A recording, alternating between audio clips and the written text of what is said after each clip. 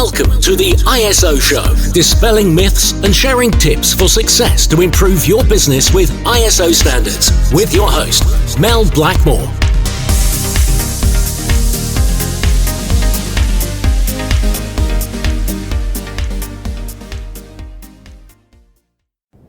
Hello and welcome to the ISO Show.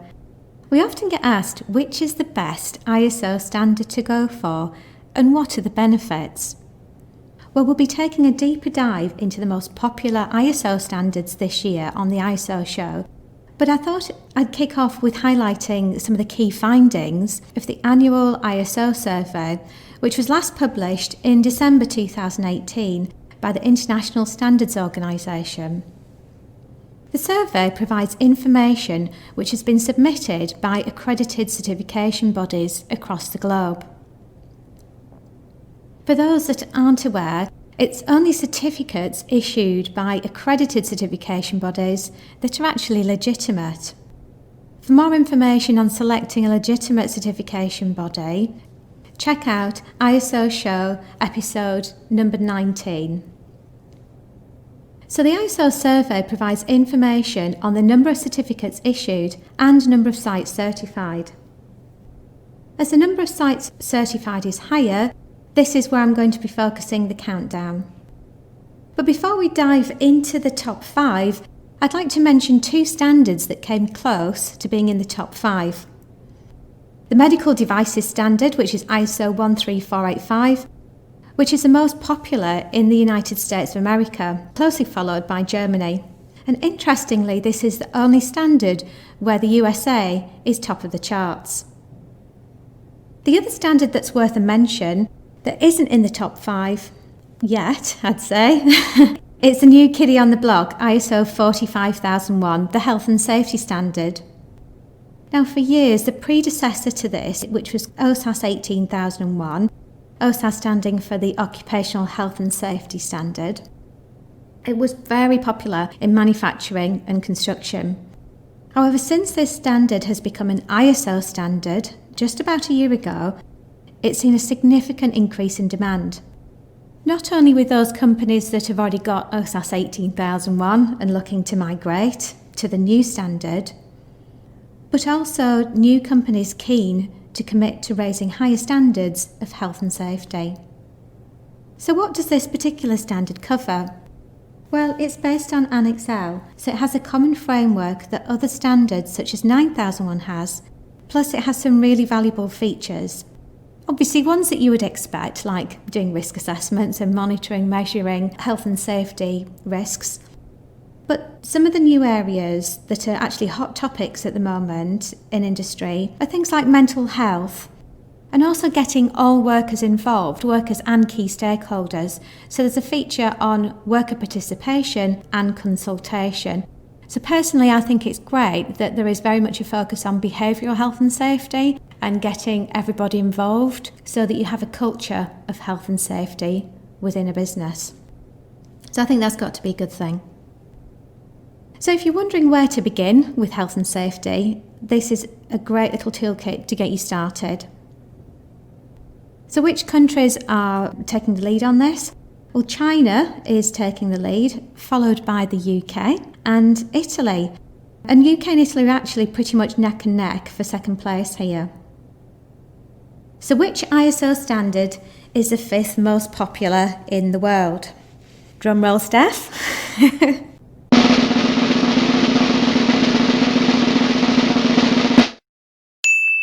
Starting in reverse order, I'm going to give an overview of the top 5 standards. So I'm delighted to say that ISO 50001, the energy standard, is the 5th most popular standard. Why? Well, the scientific evidence is clear and irrefutable. Human activity is causing our planet to warm at an alarming rate. So much so that the United Nations has declared that we have 10 years to try and prevent irreversible damage. And we've also seen an increase in legislation and organisations across the globe coming together to agree what should be done. I think probably one of the main influencing factors here was in 2015 with the Paris Agreement. That involved 197 countries reaching an international agreement to address global warming. Now, I remember when ISO 50001 was launched a few years ago, and there's quite a lot of debate from some people about whether it was even worth having a standard for energy management. Because they were saying, well, we've got ISO 14001, what's the point in having a standard just for energy management? Well, clearly there is a demand because there are thousands of organisations treating their energy management very seriously by implementing an energy management system and getting certified. And we've seen that evidence firsthand, really. We first got involved with the British standard for energy management, BSEN 16001, which was 50001's predecessor, back in 2010, when we implemented this standard for an NHS trust. The NHS trust had 2 hospitals and about 100 community buildings, and we focused on energy management. And the results were outstanding. Because of the financial savings as well as the reduction in carbon emissions, the NHS Trust went on to win a number of awards. We did at Blackmores as well. But there were significant savings.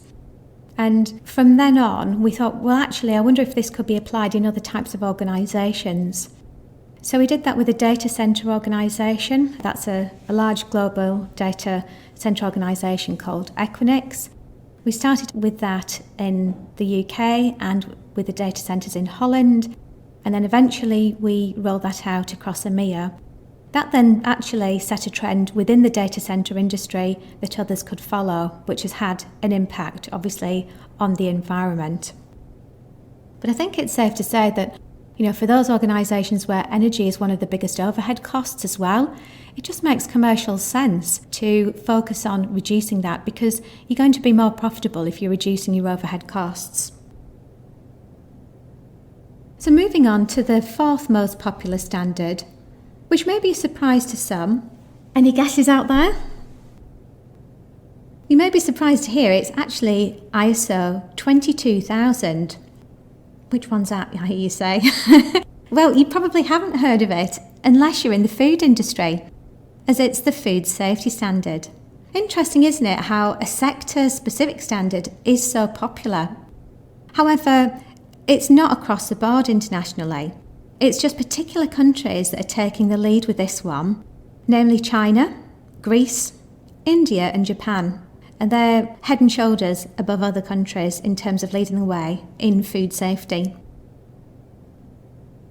Moving on to the top 3. So in 3rd place is a standard that has seen exponential growth in recent years.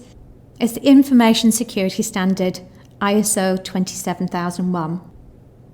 Yes, with the digitalisation of our global economy, data is an extremely valuable commodity. So much so that we've seen an increase in legislation and regulations in this field in recent years, such as GDPR. At Blackmores, we monitor the demand for standards that we receive year on year. That's from inquiries that we have coming in and also clients that we support to maintain their ISO systems. And last year, 27001 was actually the 2nd most popular standard in terms of new business in 2019. It was also our most popular podcast series, so clearly there's a lot of interest in this particular area.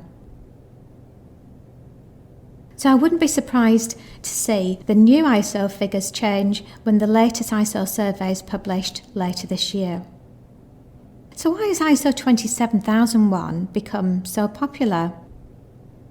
Well, apart from governments putting pressure on businesses to secure personal data, commercially, businesses are demanding higher standards of protection for commercial data.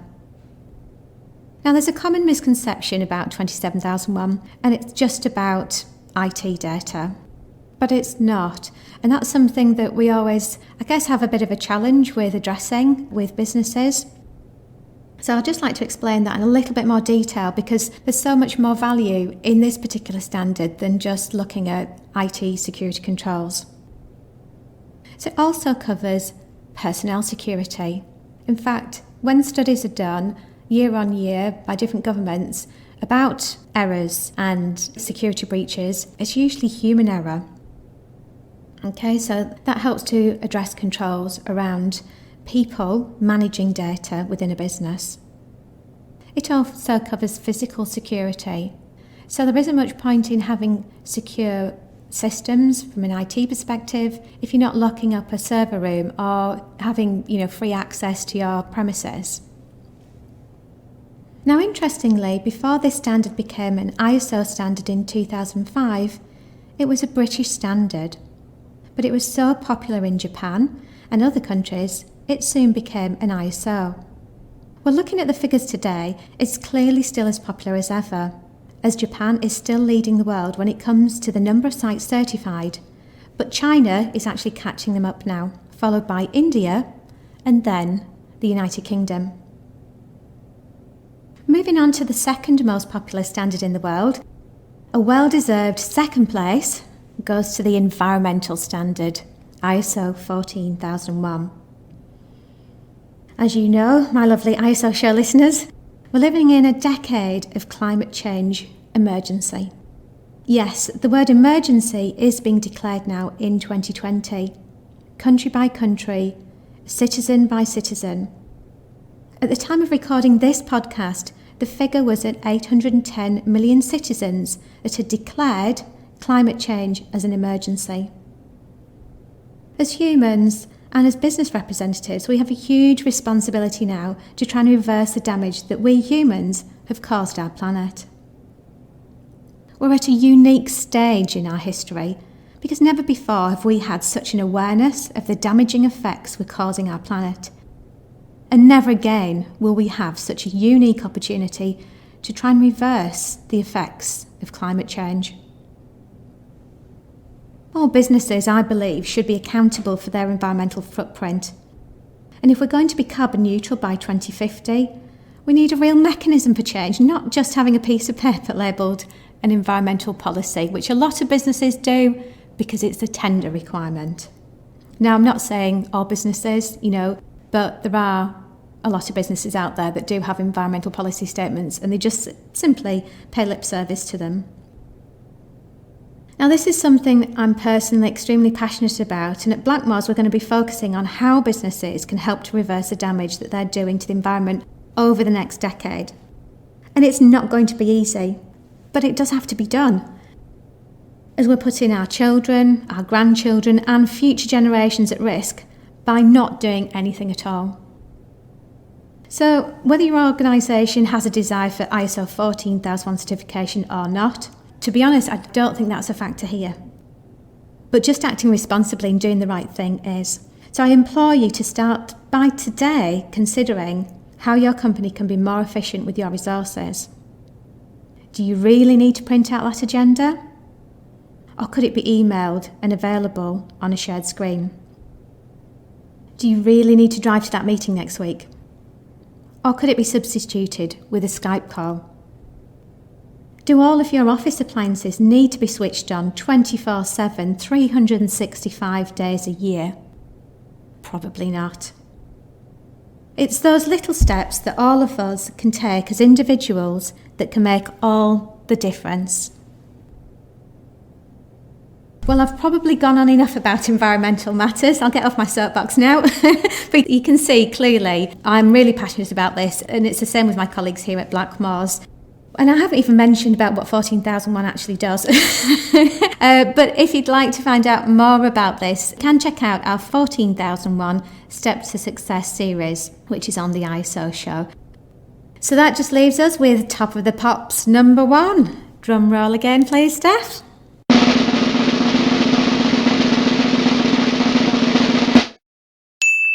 Yes, you've guessed it. It's the quality standard of all quality standards, ISO 9001. Consumers will always expect high quality services and products, and one may argue consumer demands are getting higher by the day. We want everything on demand and at our fingertips, whether it's on-demand TV, music, Deliveroo, you name it, we want it here and now, and we want the best. Who can blame us? So businesses need to always keep one step ahead of the competition and exceed clients' expectations if they're to survive and also to thrive. So ISO 9001 is a great framework for running a business, regardless of the size, whether it's for 5 employees or 50,000 employees, and also regardless of sector. At Blackmores, we've implemented ISO 9001 for organisations like the Ministry of Defence, right through to start-up businesses that are operating from the kitchen table. But the common factor across all of these businesses is that they wanted a system for continual improvement to meet customer requirements. So which countries are taking the lead with this particular standard? Well, China always seems to be the top of the pops here, so that's no change. So China takes the lead, but then that's followed by Italy, then Germany, and Japan, they're up there, Spain, France, the UK, India, and last but not least, the United States of America. With over 1 million organisations certified globally, the economic benefits are clear. Businesses need systems to operate efficiently, to be profitable, and also to demonstrate a commitment to quality to their clients, whether that's to retain existing clients or to win new business from prospective clients. So there we have it. There's the top 5. I hope this snapshot of the world's 5 most popular standards have made interesting listening for you today. And I look forward to delving into some of those standards in more detail in the forthcoming ISO shows. I'd love to hear your comments on the ISO Show podcast and whether there's any particular topics of interest that you'd like us to cover. Just add your comments on the review of whichever media you're listening to this podcast on, whether that's SoundCloud or iTunes, or just drop us an email via the website, which is www.blackmoresuk.com. We'd love to hear from you. So until then, I look forward to catching up with you on the next ISO show.